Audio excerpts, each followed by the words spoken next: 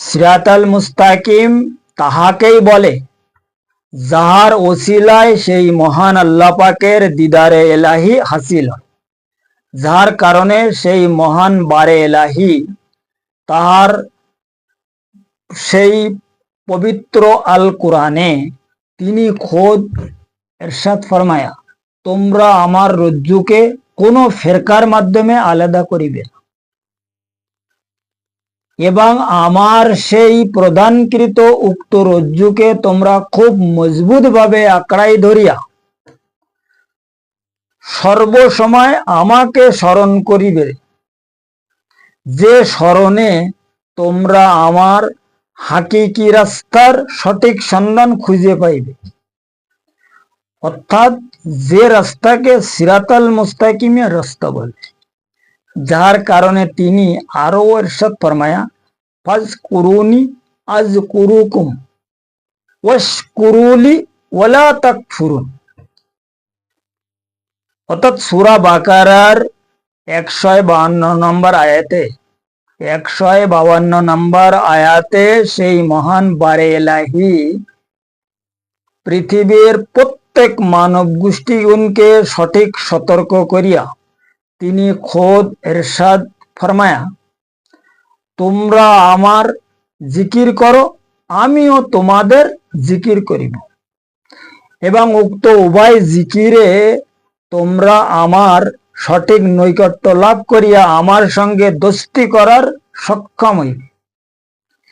যেমন এই দুনিয়ার মধ্যে এক ব্যক্তি আর এক ব্যক্তির সঙ্গে যদি সর্বসময় কথাবার্তা বলিতে থাকে, তবে উক্ত উভয় ব্যক্তির মধ্যে ধীরে ধীরে সঠিক দোস্তি কায়েম হয়।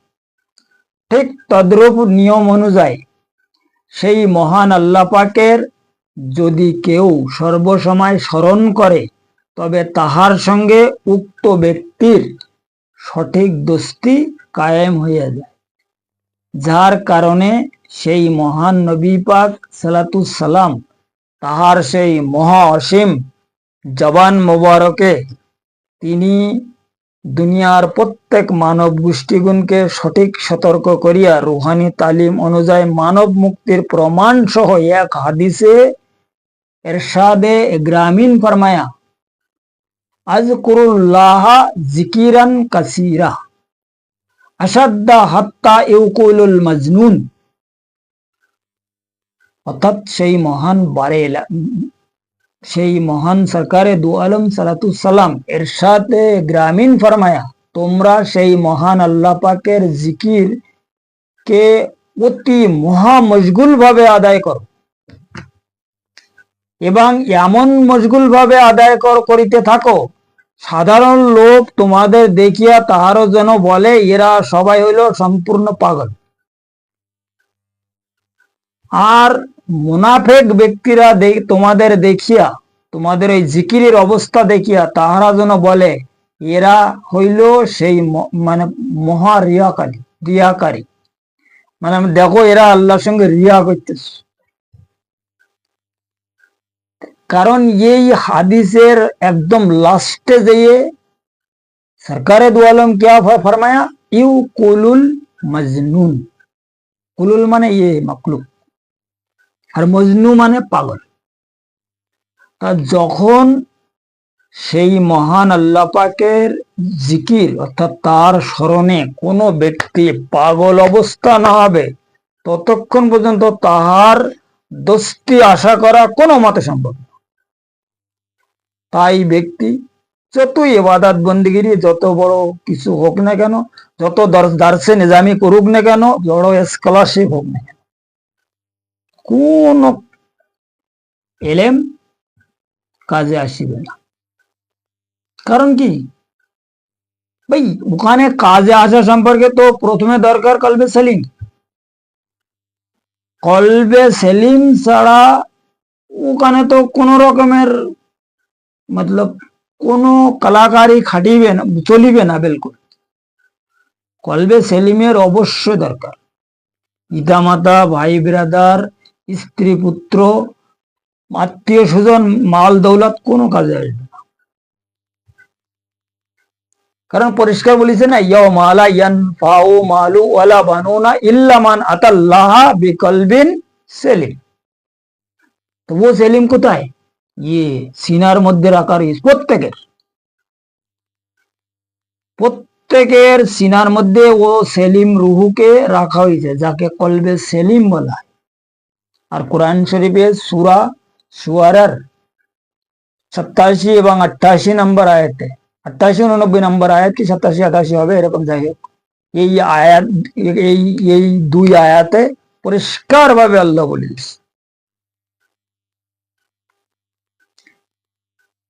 এবং এই কলবকে সবাল করার জন্য, কলবকে বা মতলব শয়তানের কবজা থেকে উদ্ধার করার জন্য সেই মহান হুজুর পাক সাল্লাল্লাহু আলাইহি ওয়াসাল্লাম ফরমায়া, লিকুল্লি শাইইন সিকালা সিকালাতুল কুলুব যিকিরাল্লাহ। দুনিয়ায় প্রত্যেক বস্তুকে সাফাই করার যেমন একটা পদ্ধতি বা নিয়ম রয়েছে, ঠিক মানব দেহর দিলকে সাফাই করার নিয়ম হইল সেই মহান আল্লাহ পাকের জিকির ইসমে আজম। এই পর্যন্ত বলি উনি বন্ধ হয়নি, আরো বলিস উনি কি বলিছে, ইসমে আল্লাহ শাইয়ান তাহের লা ইয়াস্তাকার ইল্লা বেমাকানি তাহের। কারণ তিনি ইরশাদ ফরমায় যে সেই মহান আল্লাহ পাকের ইসমে আজমকে তোমরা খুব বেশি বেশি জিকির করো, কারণ তাহার সেই ইসমে আজম হইল অতি মহাপবিত্র বস্তু, সে পবিত্র স্থান ছাড়া স্থির হইতে কোনো রকমে সক্ষম নয়। এখন এই কোরআন হাদিস মতে যদি দেখা যায়, কোরআন শরীফে পরিষ্কার আল্লাহ কি বলেছে যে তুমি আমার জিকির করো, আমি তোমার জিকির করো। ওখানে বলি যে তুই আমার নামাজ পড় আর আমি তো নামাজ পড়ব, জিকির করার কথা বলিস না।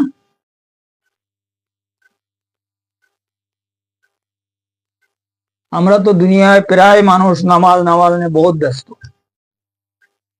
ভারতে এই নিয়ে আমি বলতেছি না যে নামাজ পড়ার দরকার নেই, নামাজ পড়ার দরকার আছে। নামাজ কাদের জন্য দরকার? যারা মুসলিম তাদের জন্য নামাজ অবশ্যই দরকার। কিন্তু যারা মুমিন হয়ে গেছে, তাদের জন্য এই নামাজ আর দরকার নেই। যাদের দাইমি সালাত কায়েম হয়ে গেছে তাদের জন্য ওয়াক্তীয় সালাত আর দরকার হবে না। কিন্তু যাদের দাইমি সালাত কায়েম হয়নি তাদের জন্য ওয়াক্তীয় সালাত খুব দরকার। কারণ ওয়াক্তীয় সালাত যদি তারা ছাড়ি দেয় একদম গুমরাহ হয়ে যায়। একটা পাখির ডানা হইল দুইটা, একটা ডানা যদি কাটিয়ে দেওয়া হয় তাহলে কিন্তু সে উড়তে পারে না, দুইটা ডানার দরকার আছে। এখানে ওয়াক্তীয় भी দরকার আছে বা দাইমি भी দরকার আছে। ওয়াক্তীয় সালাত আর দাইমি সালাত উভয় সালাতের মানুষের দরকার আছে। কিন্তু যারা দাইমি সালাতের মাধ্যমে হকুল একিনি পৌঁছে গেছে, গন্তব্যস্থলে পৌঁছে গেছে, তাদের ব্যাপার আলাদা। তাদের সম্পর্কে সরকারে হুজুর পাক গাউস পাক রহমতুল্লাহ আলাই এক मतलब उनार एक गाउस पाक हुजूर सैयदना गाउस पाक रहमतुल्लाह আলাইহির এক কলে মোবারক রয়েছে, যে কলে মোবারক সম্পর্কে তার নামে বহুত বড় ফতোয়া লাগছে। কারণ উনি পরিষ্কার ভাবে ফরমাইয়াছিলেন যে কোনো ব্যক্তি ওয়াসেলে পৌঁছে যাওয়ার পরে যদি সে ইবাদত করার ইচ্ছা করে তবে তার শিরিক হবে। এখন ইয়ে উলামায়ে সম্প্রদায় ওনার নামে ফতোয়া লাগাইছে কি, যে ইয়ে বলতে চাচ্ছে যে কোনো ব্যক্তি ইবাদত করার ইচ্ছা করলি তার শিরিক হবে। 500 আলেম লিখিতভাবে ওনার নামে ফতোয়া বাইর করেছেন। উনি বলিস কি তারা বুঝলো কি, না জানে ইলম না আছে কালাম। কাহা সৈয়দনা হুজুর গাউস পাক রহমতুল্লাহ শাহিনশাহ, যার নামে এই 1.5 টাকার মৌলভী ফতোয়া বাইর করেছে, চিন্তা করতে सरकारे मतलब गरीब नवाज रहमतुल्लाह अलैह उनार नामे फतोया বাইর করেছে। अरे ये तो दूरे कम कथा, ওই যে मतलब হুজুর সাহেব হুজুর মানে তাজদারে মদিনা, ওনাকে তো পরিষ্কার ভাবে জাদুকর বলা হতো। এই এলমে তাসাউফের রাস্তায় যে ব্যক্তি কথা বলেছে, এলমে তাসাউফ সম্পর্কে যারা প্রচার বা হিদায়তের কাজ করেছে, তাদের নামে কোনো না কোনো ফতোয়া অবশ্য লাগবে। তাই মাওলায় কায়নাত হযরত আলী করিমুল্লাহ ওজহু রহমাতুল্লাহ আলাইহি ইরশাদ ফরমায়া, যতক্ষণ পর্যন্ত ফতোয়া না লাগবে ততক্ষণ পর্যন্ত ওই ব্যক্তি কামেল নহে। ফতোয়া না লাগা পর্যন্ত কোনো ব্যক্তি কামেল হতে পারে না।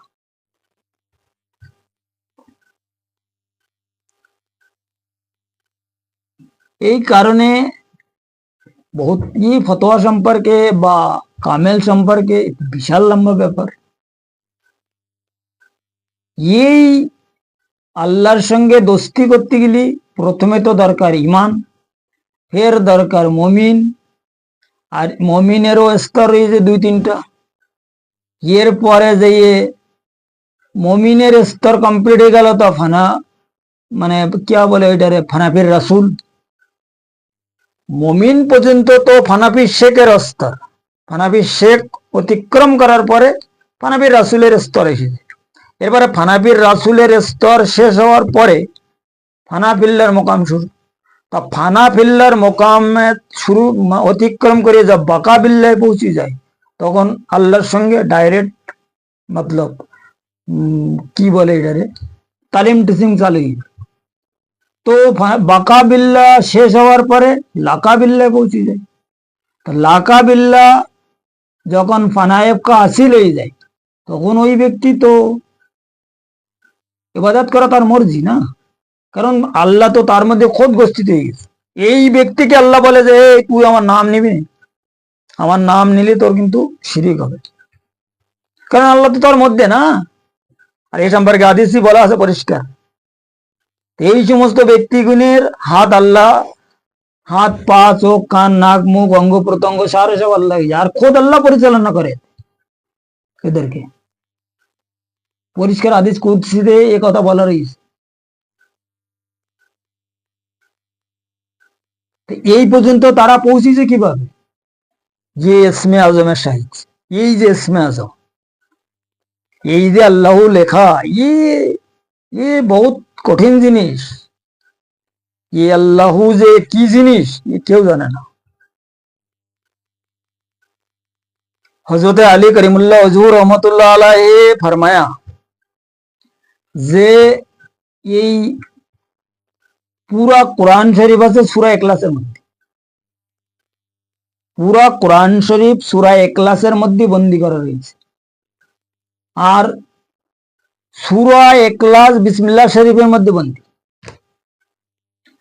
আর বিসমিল্লাহ শরীফ বন্দী রয়েছে এই আল্লাহু জিকিরের মধ্যে।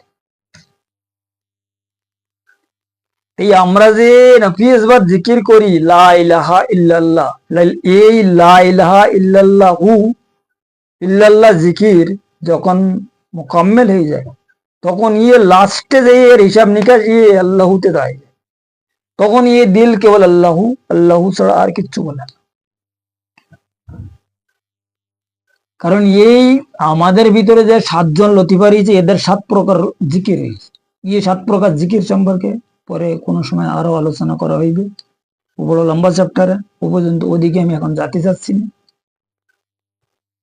এই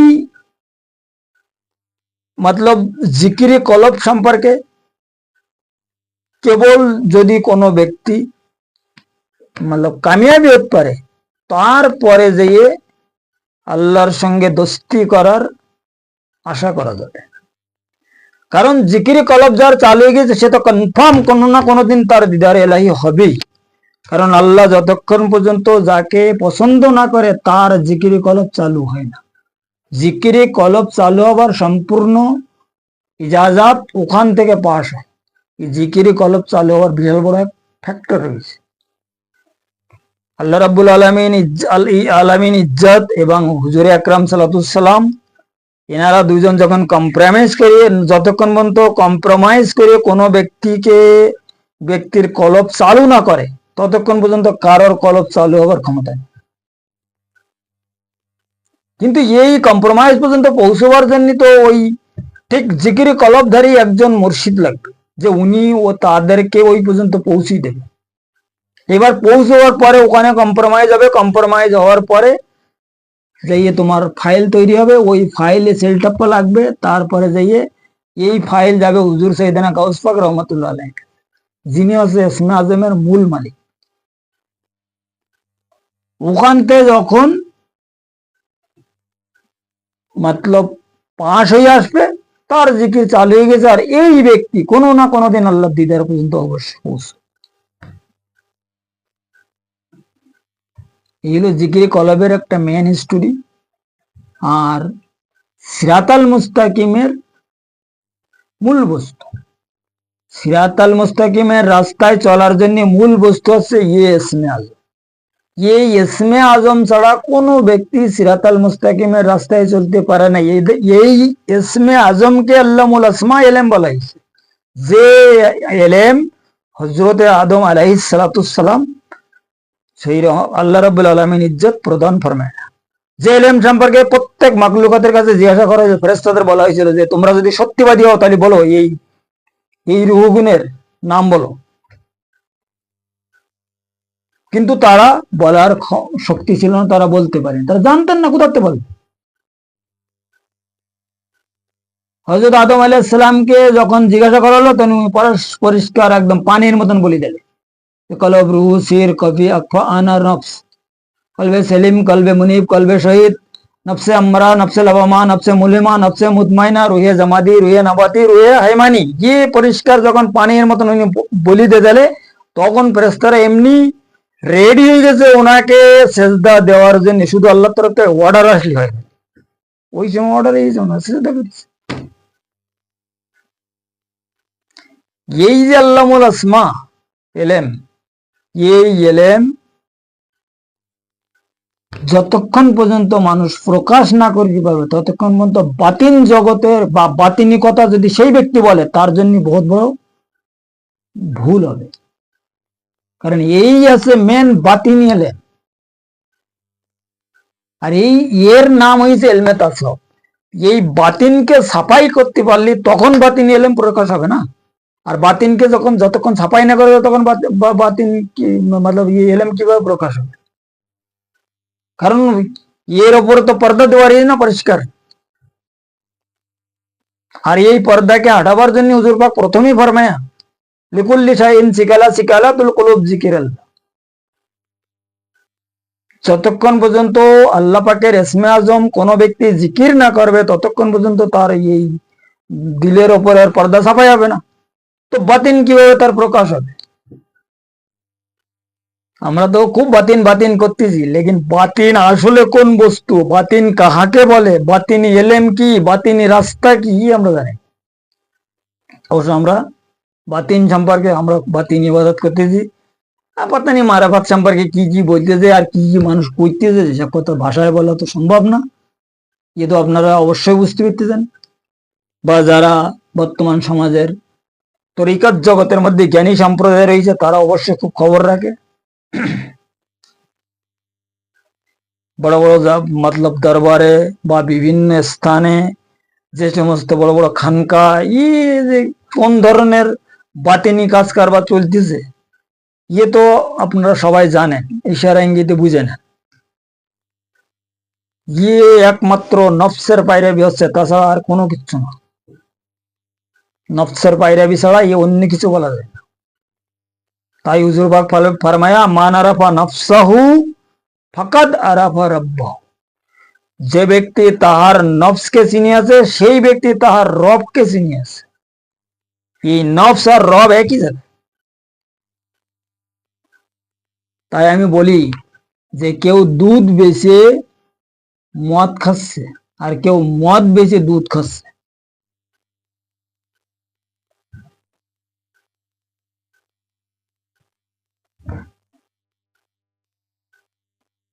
হিম্মতে বান্দা তা মর্দে খোদা। বান্দার মধ্যে কোনো হিম্মত নেই, খোদা কোনো সময় মরদ হতে পারবে না। যদি বান্দার হিম্মত থাকে, খোদা মরদ হয়ে যেতে হবে।